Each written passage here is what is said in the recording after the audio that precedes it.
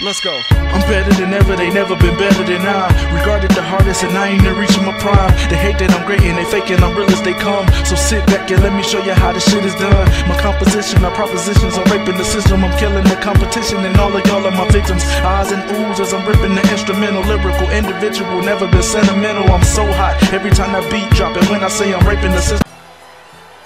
What is good, boxing fans and gamers? It's your boy FightNightsFinest, the Sophie commentator, back with another episode of Road to the Top 100. Match number 5. There is my middleweight contender, James Toney. 5 wins coming by way of knockout, representing FNF Nation. And my opponent, Luther Garcia.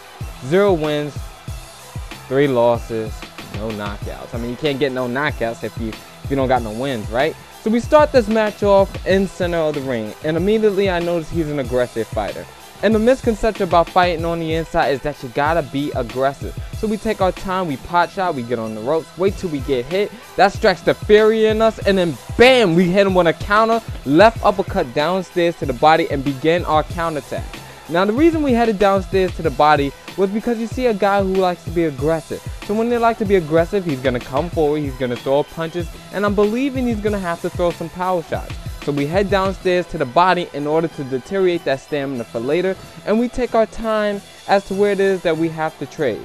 Now, like I said earlier, excuse me, I'm about to burp, I'm just letting y'all know ahead of time. Anyway.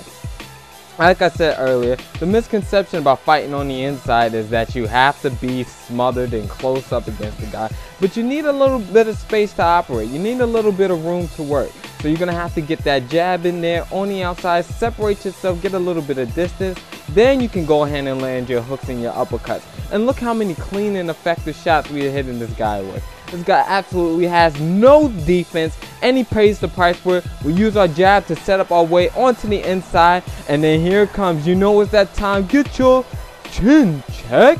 Garcia hits the canvas for the first time tonight, and that's how you establish your dominance on the inside. Now I know you guys are like, you backed up a lot. How you establishing your dominance on the inside? You didn't push him back. You didn't bully him around the ring. We took advantage of his aggression. And then when we wanted to set up on the inside, look at the difference. We get on the inside using our jab. And when he wants to get on the inside, he simply walks in behind his guard. So he's going to take some damage coming forward, while we are pumping that jab in order to keep his hands in his pocket. And then this way, when we are close enough to him, we have the advantage because why? He's already focused on defense because that jab is in his face. This way, when we get on the inside and after we close that gap, either by stepping in or coming in behind the jab, walking in slowly behind that jab or stepping in, we have now the opportunity to go ahead and land combinations. And that was pretty much the game plan. We're coming down towards the ending part of the round, so we decided to take our time a little bit. We already scored 1 knockdown, and it's obvious we probably wasn't going to score another one for the rest of the fight, or not the rest of the fight, but the rest of the round. Take our time, do a little bit of jab work, use our footwork, show it off a bit, hit a few counter punches, and that will bring an end to round number 1.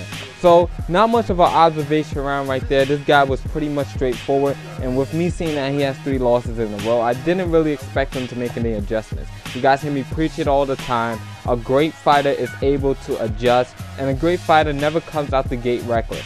Now, if you want to apply pressure onto your opponent in order to see what it is that they have in their arsenal and see how they adapt and handle pressure, that's a whole different story. You can apply pressure while being smart like we're doing here. This is smart pressure. This is still pretty defensive pressure. You see us coming behind the jab. We only step in when we know he's not expecting us to come in, and we always get those hands up. We always get that guard up whenever we think he's coming through with a punch.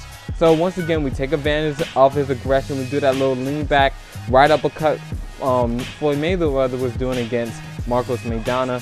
And now you've seen us stay with him on the inside. Take a few steps back if he's getting too close.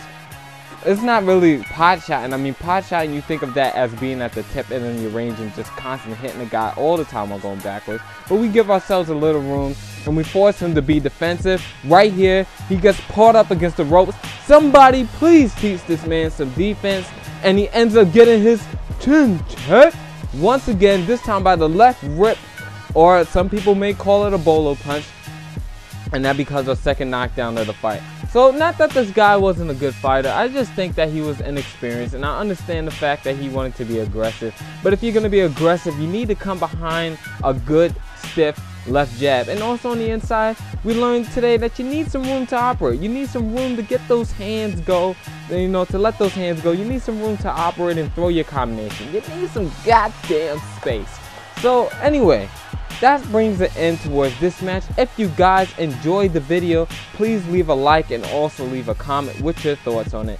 It's been your boy, FightNightsFinest, the Sofa commentator, asking you to check out those guys in the description who are also great commentators. Also, follow me on Twitter. It's right there under my watermark, which is on the bottom right-hand corner of your screen. We're going to take a look at what it is that we decided to put into our fighter, because we maxed out our chin to, like, not maxed out our chin, but put our chin to that first star. So now we got to start working on some different things. And excuse me. Remember to follow this guide if you're looking to upgrade your characters in a specific manner. Anyway, I'll go it again this time. It's been your boy, FightNightsFinest, the Sofa commentator, and I'm off this. Peace!